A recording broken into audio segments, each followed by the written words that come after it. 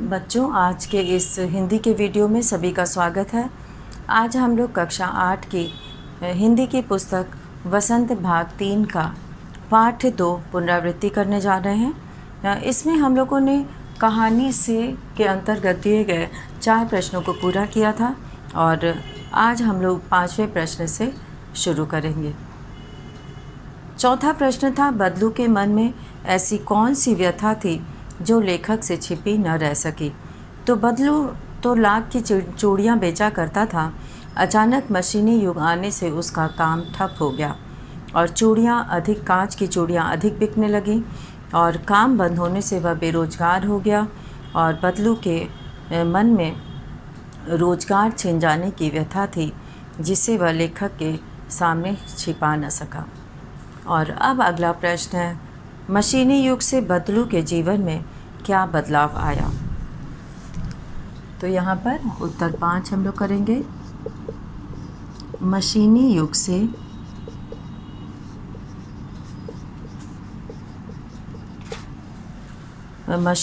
से बदलू के जीवन में मशीनी युग आने से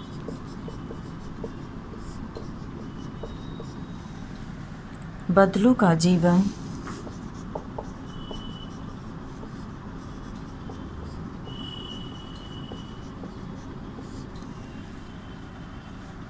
पूर्ण रूप से बदल गया।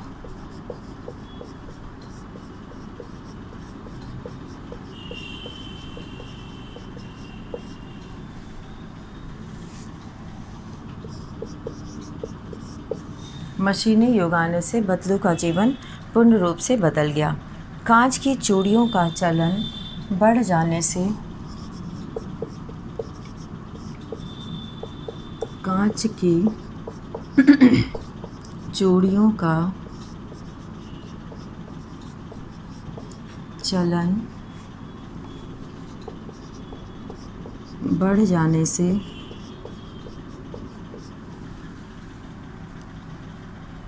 बदलू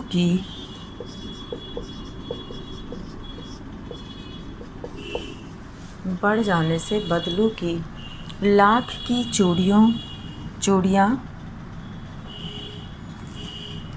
बदलू की लाख की चूड़ियों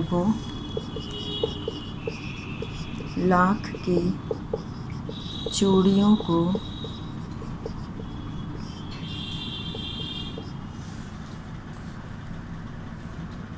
अब कोई न खरीदता था।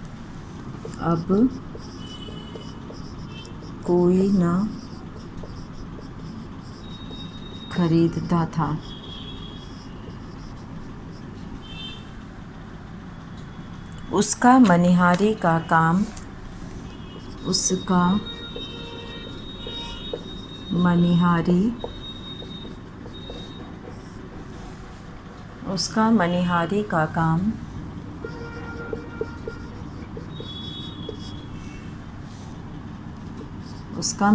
का काम एकदम बंद हो गया।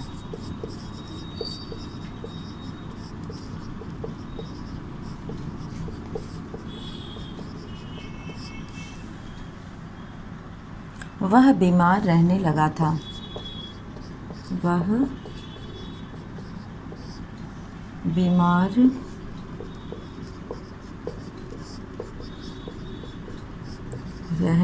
था।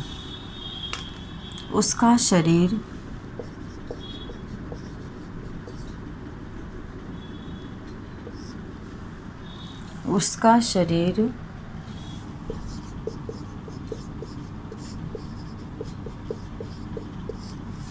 क्षीण हो चुका था।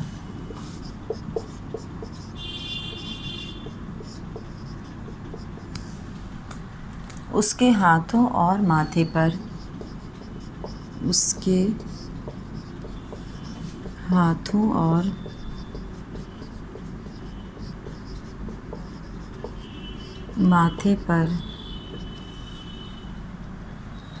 नसें उभर आई थीं।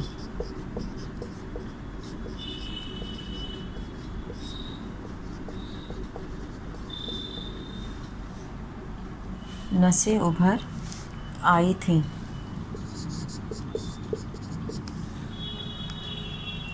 अब हरदम प्रसन्नचित रहने वाला बदलू, अब हरदम प्रसन्नचित रहने वाला बदलू, अब हरदम प्रसन्नचित रहने वाला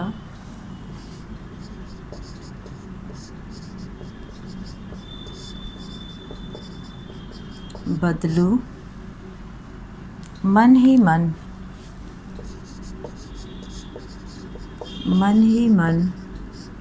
व्यथित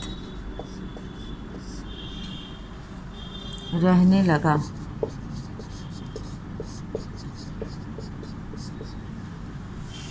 मन ही मन व्यथित रहने लगा। तो इस तरह से बदलू जो है उसका रोज़गार छिन गया और वह जो है दुखी रहने लगा, और इसका प्रभाव जो है उसके स्वास्थ्य पर पड़ा।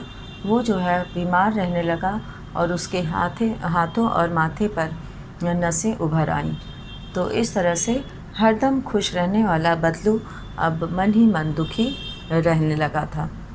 तो ये है 5वां प्रश्न। और अब इसके बाद जो प्रश्न दिया हुआ है वो है कहानी से आगे के अंतर्गत। और कहानी से आगे के अंतर्गत जो प्रश्न है उसमें सबसे पहला प्रश्न दिया है कि आपने मेले, बाज़ार आदि में हाथ से बनी चीज़ों को बिकते देखा होगा। हमेशा ही मेला लगता रहता है दशहरे के समय पर और दीपावली के समय पर। तो वहाँ पर हाथ से बनी चीज़ें जो है वो बिकते हुए देखा होगा आपने। तो आपके मन में किसी चीज़ को बनाने की कला सीखने की इच्छा हुई हो और आपने कोई कारीगरी सीखने का प्रयास किया गया, आपने कोई कारीगरी सीखने का प्रयास किया हो तो उसके विषय में लिखिए। तो ये जो है बच्चे हमेशा जो है बाज़ार में जाते हैं तो हाथ से बने रंग बिरंगे खिलौने और मोमबत्तियाँ एवं खिलौनों आदि से बनने वाले पंखे, जूट और हाथ से बनने वाले पंखे, जूट से बने कई प्रकार के सामान देखे हैं। ये सामान अत्यंत आकर्षित होते हैं और बच्चों को बहुत आकर्षित भी करते हैं। इस तरह के सामान प्रायः कुटीर उद्योगों में भी देखा जाता है। इनमें से कुछ सामानों को बनाने के लिए सीखने का प्रयास बच्चे कर सकते हैं। तो हस्तशिल्प कार्यशाला में इसमें प्रशिक्षण भी दिया जाता है, तो वहाँ से भी बच्चे सीख सकते हैं। अब दूसरा प्रश्न जो यहाँ पर दिया है वह है कि लाख की वस्तुओं का निर्माण भारत के किन किन राज्यों में होता है। लाख से चूड़ियों के अतिरिक्त क्या क्या चीज़ें बनती हैं, ज्ञात कीजिए।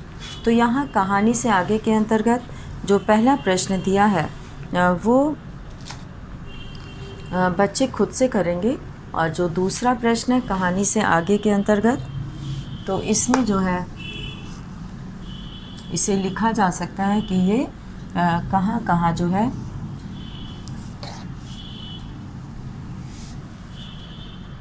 किन किन राज्यों में लाख की वस्तुओं का निर्माण होता है। तो कहानी से आगे उत्तर 2, इसमें जो दिया हुआ है कि लाख की वस्तुओं का निर्माण, लाख की वस्तुओं का निर्माण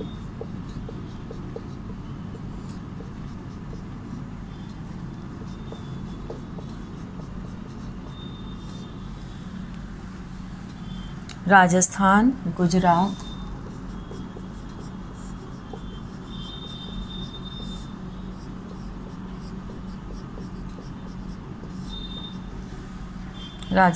गुजरात, उत्तर प्रदेश एवं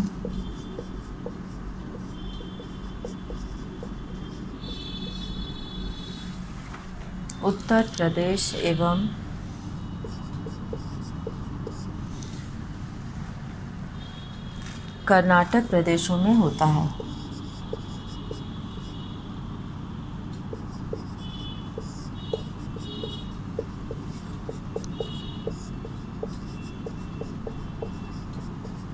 कर्नाटक प्रदेशों में होता है। और लाख से सुंदर सुंदर खिलौने, लाख से सुंदर सुंदर, लाख से सुंदर सुंदर खिलौने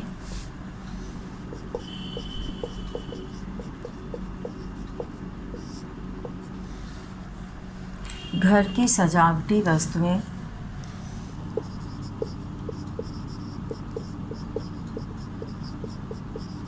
घर की सजावटी वस्तुएं,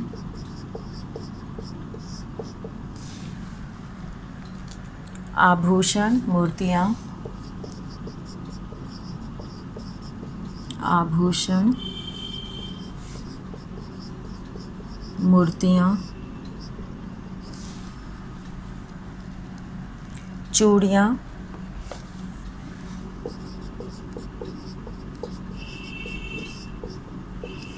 चूड़ियाँ आदि चीज़ें बनती हैं, आदि चीज़ें बनती हैं।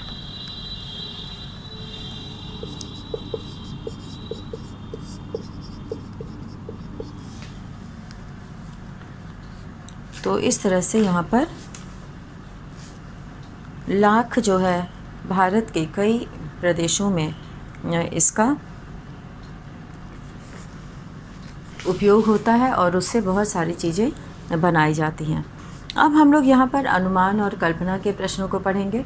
अनुमान और कल्पना में घर में मेहमान के आने पर आप उसका अतिथि सत्कार कैसे करेंगे? घर में अतिथि आने पर उन्हें सबसे पहले सम्मानपूर्वक बैठने के लिए कहेंगे और फिर आदरपूर्वक उनका हालचाल पूछेंगे। उन्हें जलपान कराकर उनसे आने का कारण पूछूंगा और इस तरह से जो है बच्चे पूछ सकते हैं कि उन्हें जो है अच्छे से बात करना है और उनको जो है ये हर सुविधा का ध्यान रखना है। तो घर के मेहमान का इस तरह से ध्यान रखा जा सकता है। आपको छुट्टियों में किसके घर जाना सबसे अच्छा लगता है? वहाँ की दिनचर्या अलग कैसे होती है? तो छुट्टियों में ज़्यादातर बच्चों को दादा दादी नाना नानी के घर जाना अच्छा लगता है और वहाँ पर उनकी दिनचर्या कुछ अलग होती है, वो वहाँ के अनुसार होती है और वहाँ पे जो रिश्तेदार होते हैं उनके भी बच्चे होते हैं, तो उनके साथ जो है खेलना कूदना, पेड़ पे चढ़ना, झूला झूलना और भी अनेक प्रकार की मस्ती भरे कार्य होते हैं। और विद्यालय, सबसे बड़ी बात कि विद्यालय जाने की चिंता नहीं होती है और होमवर्क की चिंता नहीं होती है, क्लास वर्क की चिंता नहीं होती है, तो वो पूरे एकदम स्वतंत्र रूप से जो है वो खेलने और घूमने में व्यस्त रहते हैं। वहाँ का खाना पीना, नाश्ता, भोजन सब अलग होता है, ना कोई मम्मी पापा की भी डांट वहाँ पर नहीं होती है। तो इसलिए जो है बच्चे दादा दादी नाना नानी का घर ज़्यादा पसंद करते हैं, उनके यहाँ जाना। और अब यहाँ पर आगे है कि मशीनी युग में अनेक परिवर्तन आए दिन होते रहते हैं। आप अपने आसपास से इस प्रकार के किसी परिवर्तन का उदाहरण चुनिए और उसके बारे में लिखिए।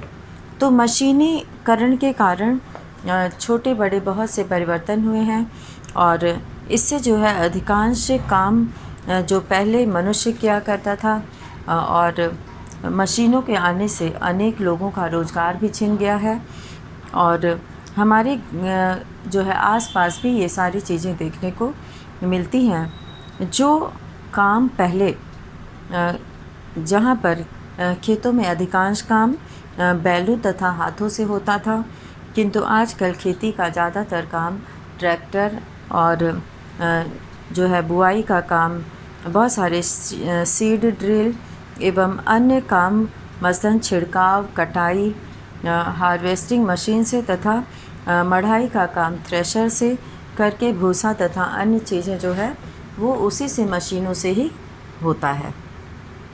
तो ये परिवर्तन अब आ गया है और मशीनों ने मनुष्य की जगह ले ली है और इसीलिए जो है ये सब बेरोज़गार हुए हैं।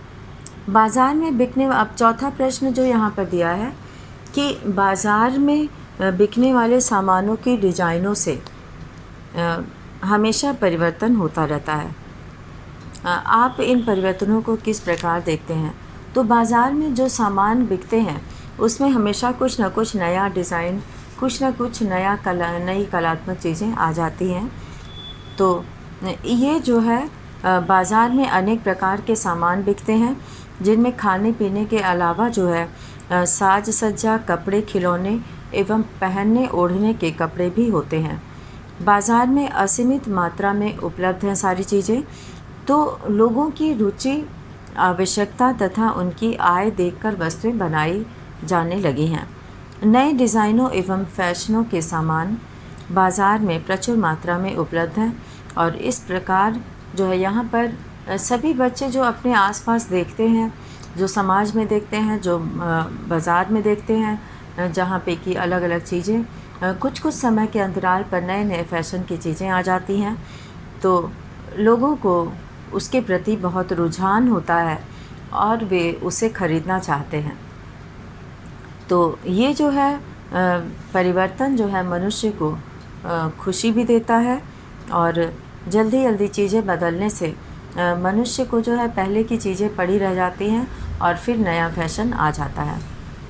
और अब हम लोग यहाँ पे पांचवा प्रश्न देखेंगे कि हमारे खान पान, रहन सहन और कपड़ों में भी बदलाव आ रहा है। इस बदलाव के पक्ष विपक्ष में बातचीत कीजिए और बातचीत के आधार पर लेख तैयार कीजिए। तो आज के समय में दिन प्रतिदिन आधुनिकता बढ़ती जा रही है। इसका प्रभाव हमारे जीवन के खान पान, रहन सहन और पोशाक एवं पहनावे में भी पड़ रहा है और इस बदलाव का सबसे जो है अधिकतर प्रभाव जो है हमें देखने को मिलता है, सभी के ऊपर ये प्रभाव पड़ता है। कुछ लोगों की राय को अगर हम माने तो कह सकते हैं कि यह बदलाव अच्छा है तथा कुछ लोगों का मत है कि इतनी तेज़ी से हो रहे बदलाव से इसके जो है नतीजे, इसका परिणाम जो है वो शुभ नहीं होंगे, अच्छे नहीं होंगे। और यहाँ पर जो है छात्र अलग अलग छात्र जो है अपने विचारों को प्रस्तुत कर सकते हैं, जिस तरह की वाद विवाद प्रतियोगिता में होता है कि कोई इसके पक्ष में बोलता है और कोई इसके विपक्ष में बोलता है। तो पक्ष और विपक्ष में अपनी बात रख सकते हैं बच्चे, तो इसके बारे में उन्हें सोचना चाहिए। और अब यहाँ पर जो हम लोग करेंगे वो है भाषा की बात। और भाषा की बात में जो पहला प्रश्न दिया है इसमें ये दिया हुआ है कि बदलू को किसी बात से चिढ़ थी तो कांच की चूड़ियों से। इसके लिए पाठ में भी कई जगह आया है कि शहर की औरतें, उनकी कलाई इतनी नाजुक होती है कि वो लाख की चूड़ियाँ पहनेंगी तो मोच आ जाएगी। तो इस तरह के जो है संवाद, इस तरह का वाक्य जो है बदलू के द्वारा कहता है। तो बदलू स्वयं भी कहता है कि जो सुंदरता कांच की चूड़ियों में होती है लाख में कहाँ संभव है। यानी कि वो ये बात मानता था कि लाख की चूड़ियाँ मोटी होती थीं, उसमें बहुत महीन डिज़ाइन नहीं बन सकती थी, जबकि कांच की चूड़ियों में बहुत सुंदर डिज़ाइन बन जाती थी और वो देखने में बहुत सुंदर दिखती थी। तो जो सुंदरता कांच की चूड़ियों में होती थी वो लाख में नहीं मिलती थी। ये पंक्तियाँ बदलू की दो प्रकार की मनोदशाओं को सामने लाती हैं। दूसरी पंक्ति में उसके मन की पीड़ा है और उसमें व्यंग भी है। पहली पंक्ति जो कि बदलू को किसी बात से चिढ़ थी तो कांच की चूड़ियों से, तो यहाँ पर जो है उसके मन की पीड़ा है, क्योंकि वो ये समझता था कि अगर सब कांच की चूड़ियाँ पहनने लगेंगे तो लाख की चूड़ियों का क्या होगा। उसकी बनाई चूड़ियाँ जो है धीरे धीरे लोग पसंद नहीं करेंगे। और यहाँ पे जो दूसरी पंक्ति थी कि जो सुंदरता कांच की चूड़ियों में होती है लाख में कहाँ संभव है, तो इसमें दूसरे पंक्ति में जो है उसमें व्यंग भी है और हारे हुए मन से या दुखी मन से अथवा व्यंग में बोले गए वाक्यों के अर्थ भी सामान्य नहीं होते और कुछ व्यंग वाक्यों को ध्यानपूर्वक समझकर एकत्रित करना है और उनके भीतर के अर्थ की व्याख्या करके लिखिए। तो पाठ से लिए गए कुछ व्यंग्य वाक्य हैं जिसमें है पहला कि बदलू को किसी बात से चिढ़ थी तो कांच की चूड़ियों से। इस वाक्य से दो प्रकार की चूड़ी बनाने वाले बदलू की मनोदशा प्रकट होती है।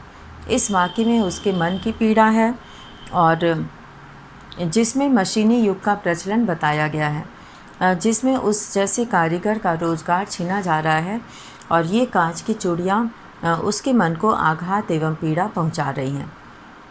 तो लाख की चूड़ियों से अधिक सुंदर कांच की चूड़ियों को बताकर पाश्चात्य संस्कृति का अनुकरण करने वालों पर व्यंग है। व्यंग यानी कि किसी भी बात को सीधे तरीके से न कह के उसको जो है दूसरे तरीके से कहना। तो इसमें ग्रामीण प्रचलन का अनुकरण नहीं है और चमक दमक को महत्व देने वालों के ऊपर व्यंग है। इसमें अपनी पुश्तैनी कारीगरी को भूलकर बनावटी सुंदरता और चमक दमक को महत्व देने वालों पर व्यंग किया है। आज के युग में कारीगरी तथा मजबूती का आकलन लोग कम कर रहे हैं। उन्हें बनावटी सुंदरता चाहिए। यह बनावटी सुंदरता कभी कभी लोगों को नुकसान पहुंचाती है। इस वाक्य में बदलू के व्यक्तित्व की दृढ़ता का चित्रण होता है। वह कम मूल्य पाने पर ज़मींदार जैसे लोगों का विरोध कर उन्हें शादी के जोड़े की सुहाग की चूड़ियाँ नहीं देते हैं। तो इस तरह से यहाँ बदलू के व्यक्तित्व का भी यहाँ पे वर्णन है और बदलू जो है कम मूल्य पाने पर वहाँ पे बड़े लोग जैसे ज़मींदार जैसे लोगों को भी वो चूड़ियाँ नहीं देता है। अब दूसरा प्रश्न जो यहाँ पर है वो है कहानी। बदलू कहानी की दृष्टि से पात्र है और भाषा की बात व्याकरण की दृष्टि से संज्ञा है। किसी भी व्यक्ति, स्थान, वस्तु, विचार अथवा भाव को संज्ञा कहते हैं। संज्ञा को तीन भेदों में बांटा गया है। व्यक्तिवाचक संज्ञा जैसे लला, रज्जो, आम, कांच, गाय इत्यादि। जातिवाचक संज्ञा जैसे चरित्र, स्वभाव, वजन, आकार आदि द्वारा जानी जाने वाली संज्ञा। भाववाचक संज्ञा जैसे सुंदरता, नाजुक, प्रसन्नता इत्यादि, जिसमें कोई व्यक्ति नहीं है और न आकार या वजन परंतु उसका अनुभव होता है। पाठ से तीनों प्रकार की संज्ञाएं चुनकर लिखिए। तो यहाँ पर जो है वो बहुत सारी है संज्ञाएं पाठ में, उसमें से कुछ संज्ञाओं के बारे में हम लोग लिखेंगे। तो यहाँ पर हम लोग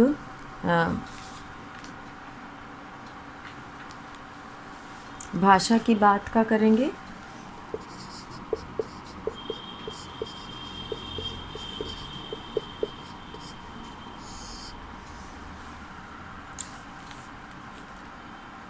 यहाँ पे व्यक्तिवाचक संज्ञा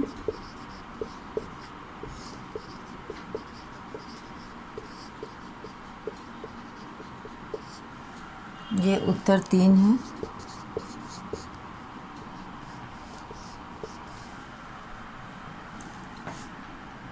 जातिवाचक संज्ञा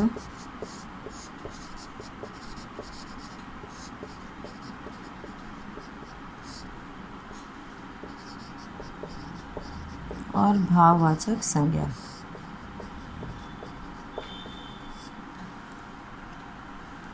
व्यक्तिवाचक में जैसे बदलू, रज्जू,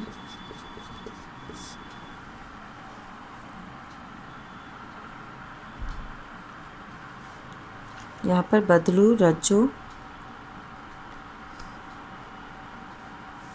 गोल, चिकना और जातिवाचक संज्ञा में लेखक,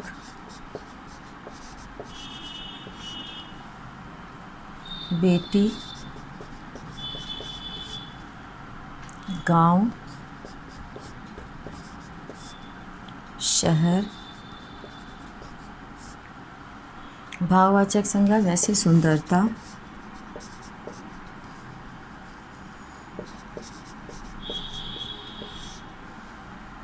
नाजुक,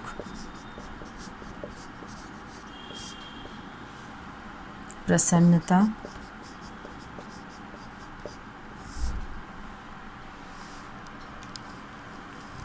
यहाँ पर व्यक्तिवाचक संज्ञा में जैसे नेम,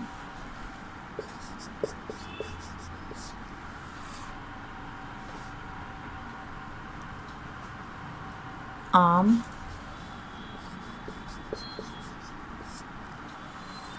ये सब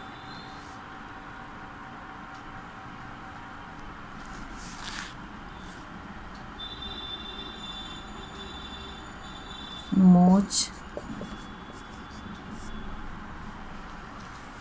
तो यहाँ पे हम लोगों ने इस तरह के व्यक्तिवाचक, जातिवाचक और भाववाचक संज्ञा के शब्दों का यहाँ पे देखा पाठ से। और इसके बाद हम लोग यहाँ पर अब इस पाठ के माध्यम से एक प्रश्न जो है वो है कि जब एक बार 8-10 वर्ष के बाद लेखक गांव गया तो उसने क्या बदलाव देखा। जब वो अपने मामा के गांव, वहाँ पे बदलू के गांव जाता है तो वहाँ पर वो क्या देखता है। तो इसके जब लेखक 8-10 वर्ष के बाद गांव गया तो उसने देखा कि स्त्रियां कांच की चूड़ियाँ पहनने लगी थी। गांव की स्त्रियां जो है कांच की चूड़ियाँ पहनने लगी थी। कोई औरत लाख की चूड़ियाँ पहने थी। बदलू से मिलकर लेखक हैरान ही रह गया कि अब उस बेचारे का काम धंधा बंद हो गया था और बदलू जो है अब चारपाई पर लेटा हुआ था। और दूसरा, जैसे मशीनी युग के बारे में बदलू ने क्या विचार प्रकट किए। मशीन युग के बारे में बदलू ने कहा कि आजकल तो सभी काम मशीनों से होता है। खेत भी मशीनों से जोते जा रहे हैं और कांच की चूड़ियाँ भी मशीन से बनती हैं। वास्तव में उसे अपना कारोबार बंद होने का बहुत दुख था और वह अंदर ही अंदर खोखला होता जा रहा था। कारीगरों का रोजगार छिनने से वे उपेक्षित, असहाय तथा लाचार होकर भूखमरी के कगार पर थे। तो इस तरह से बदलू जो है वो विपरीत परिस्थितियों में भी हार नहीं मानता है। उसका व्यक्तित्व बुलंद था, यानी कि वो बदलू जो है वो ज़मींदार के आगे भी नहीं झुकता है और वो जो है उसका व्यक्तित्व कांच की चूड़ियों की तरह नहीं था और वो जो है टूटने वाला भी नहीं था। वह स्वाभिमानी था। तभी तो चूड़ियों का दाम कम मिलने पर उसे बेचकर उसने अपने नियम को नहीं तोड़ा। कम दाम में भी बेचकर उसने अपने नियम को नहीं तोड़ा, भले ही वो जोड़ा न बिका। और इस तरह से बदलू जो है वो अपनी परिस्थितियों को झेलता रहता है, अपनी गाय भी बेच देता है और वो जो है उसका काम धंधा भी बंद हो जाता है।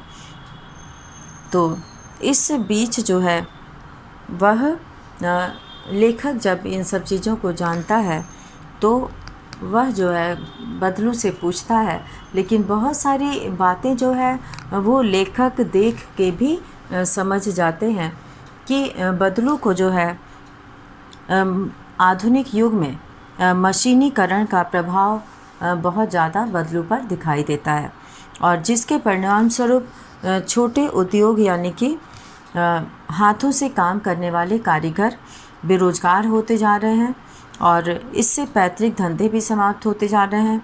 कुटीर उद्योग पर इसका काफ़ी प्रभाव दिखाई पड़ता है।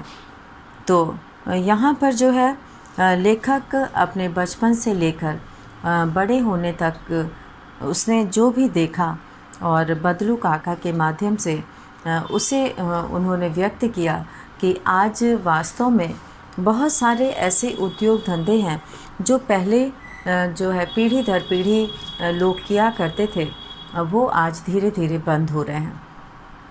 मशीनों ने मनुष्य का स्थान ले लिया है और मनुष्य बेरोजगार होते जा रहे हैं।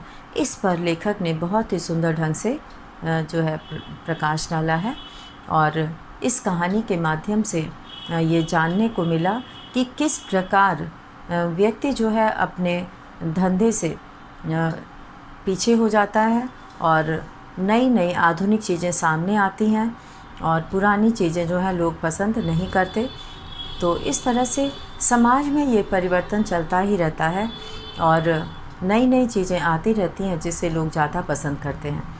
तो आज के इस वीडियो को यहीं पे समाप्त करते हैं। धन्यवाद।